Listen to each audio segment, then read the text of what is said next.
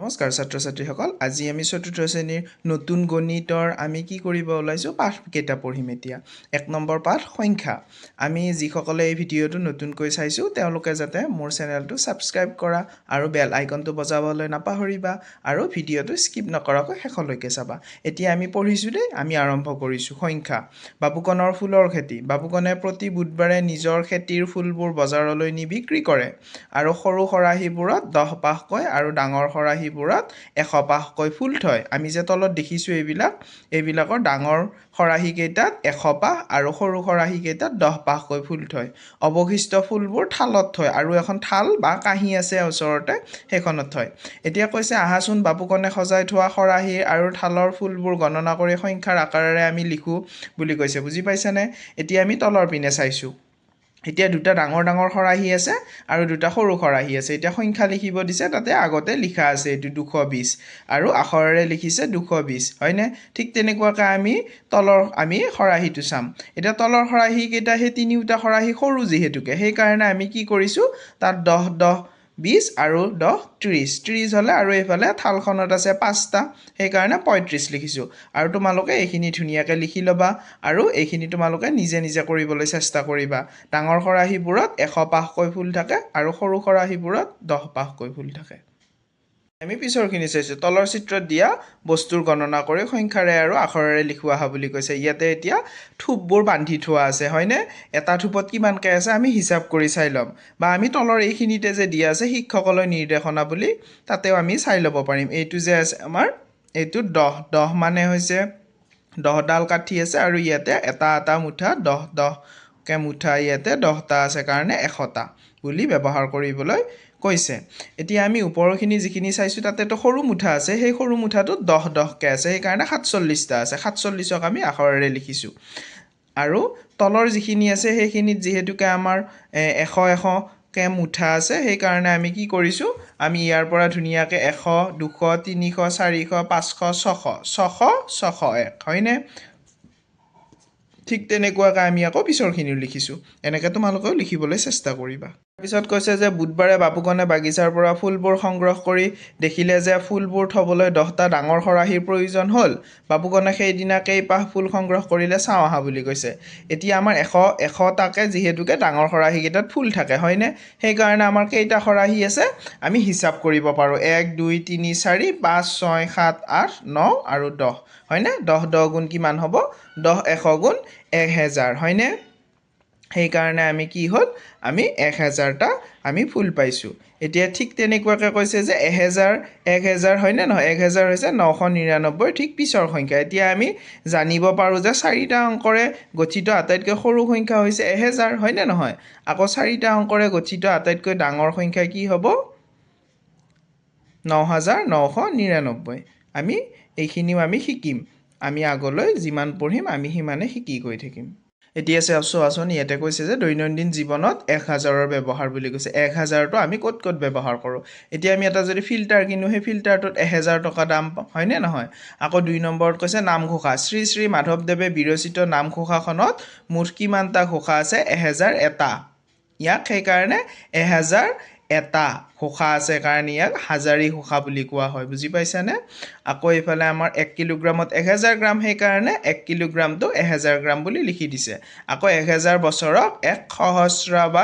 সহস্ৰাব্দ বুলি কোৱা হয় বুজি পাইছানে এইখিনিয়ে আমি এইখিনি পঢ়িম আৰু আমি এইখিনি জানিবলৈ চেষ্টা কৰিম এতিয়া তলৰখিনি পঢ়িছো কোনখন পাউৰুটি নিগনিটোৰ ওচৰত আছে হয়নে নিগনিটো আছে 1300 হয়নে নহয় এতিয়া আছে পাউৰুটি এখন আছে 1000ত আৰু এখন আছে 2000ত এতিয়া আমাৰ নিগনিটো কোনটো সংখ্যাত আছে বুলি সুধিছে মই ইয়াতে লিখিয়ে থৈ দিছো তোমালোকৰ কাৰণে তোমালোকে লিখি লবা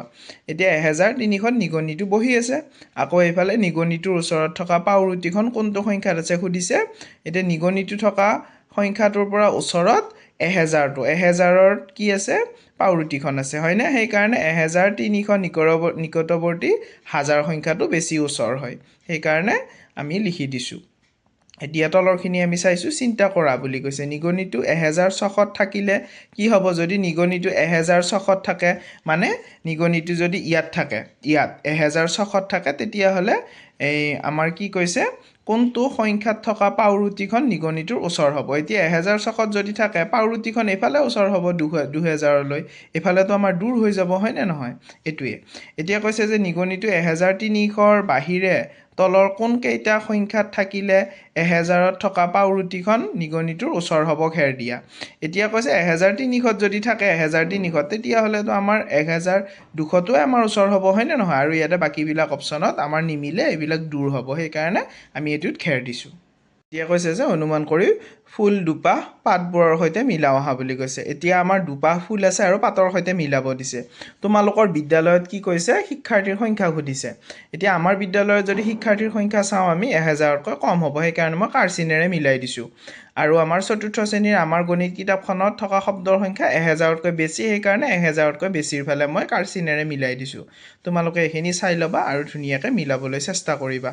ইয়াতে কৈছে যে চিন্তা কৰি লিখুৱা হা বুলি কৈছে আমাক চিন্তা কৰি ধুনিয়াকৈ আমাক লিখিবলৈ কৈছে আমি নিজে কৰিবলৈ চেষ্টা কৰিব লাগে তথাপিও মই তোমালোকক শিকাই দিছো কিন্তু তোমালোকে এইটো ফলো ইমান নকৰিবা যাতে তোমালোকে নিজেও কৰিবলৈ চেষ্টা কৰা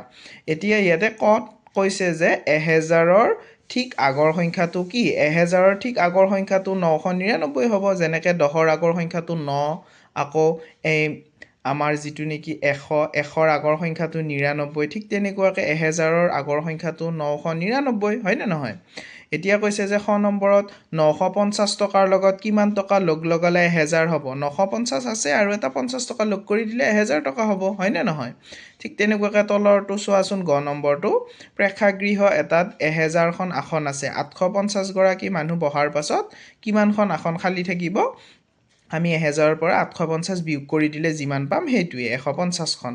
আৰু 1000 টকাতকৈ 350 টকা কিমান কম মানে আমি 1000ৰ পৰা 350 টকা যদি বিয়োগ কৰি দিও তেতিয়া যেটো ওলাব হেতুৱে আমাৰ কি হ'ব বাকি থকা পইচাখিনি ওলাব এতিয়া কৈছে যে 19 নম্বৰত সম্প্ৰীতি ভোজনত বিদ্যালয়ৰ মাতৃগোটে 600টা কল আনিলে তাৰ পিছত সেই দিনা উপস্থিত মানুহ আছিল কিমান গৰাকী 1000 গৰাকী এতিয়া প্ৰত্যেককে যদি এটা এটাকে কল দিও আৰু কিমানটা কলৰ প্ৰয়োজন হ'ব 600টাহে কল আনিছিল 1000 মানুহ যিহেতুকে আৰু 400টা মানুহ হক দিবৰ কাৰণে আমি কল আনিব লাগিব এইখিনি তোমালোকে ভালদৰে চাই লিখি ল'বা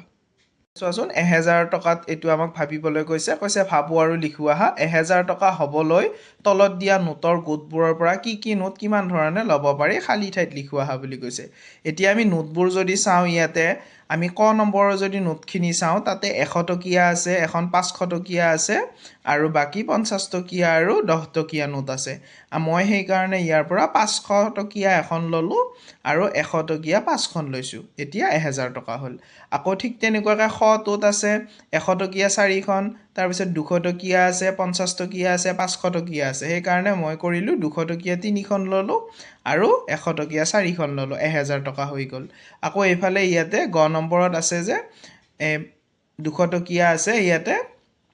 5খন হয়নে সেই কাৰণে আমি 200 টকীয়া 5খন লৈ দিলো লৈ দিয়াৰ লগে লগে আমাৰ ধুনিয়াকৈ 1000 টকা হৈয়ে গ'ল হয় নে নহয় 5 দুগুণ 10 1000 টকা হৈ গ'ল সেই কাৰণে এইখিনি লিখি দিছো 1000ৰ গোট খাজোৱা হা বুলি কৈছে এক বুজাবলৈ আমি সেউজীয়া কালাৰৰ যিটো নেকি চিহ্নৰ আমি দেখিছো বাকচ হেতু লৈছে আকৌ 10 বুজাবলৈ এটা দীঘলকে 10টা থকা আকৌ 100 বুজাবলৈ ডাঙৰকে 10 কৰি জাপা গোটেইখিনি 100টা লৈছে হয়নে ঠিক তেনেকুৱাকৈ আকৌ এনেকে জাপি লৈছে এতিয়া কৈছে 10টা 100 লগ লগালে 1000 হ'ব হয় 10 গুণ কিমান হ'ব 100 হ'ব আকৌ 100 গুণ 1000 হ'ব এতিয়া তোমালোকে ভাবাচোন কিমানটা লগ লগালে 1000 হ'ব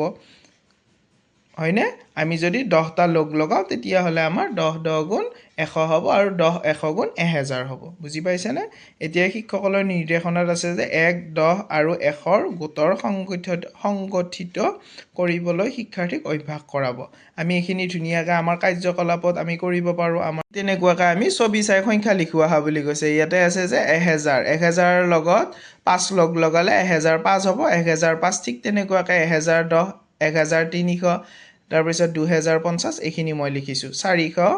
নে 4013 3614 7200 আৰু 5999 মই ধুনিয়াকৈ লিখি দিছো তোমালোকে চাই লিখি ল'ব আমাৰ এটো সুমাৰ বিনন্দিয়া আমাৰ চাহ জনগোষ্ঠীসকলৰ এটা লোকনৃত্য সুমুৰ হয়নে 2025 চনত অসমৰ 8888 গৰাকী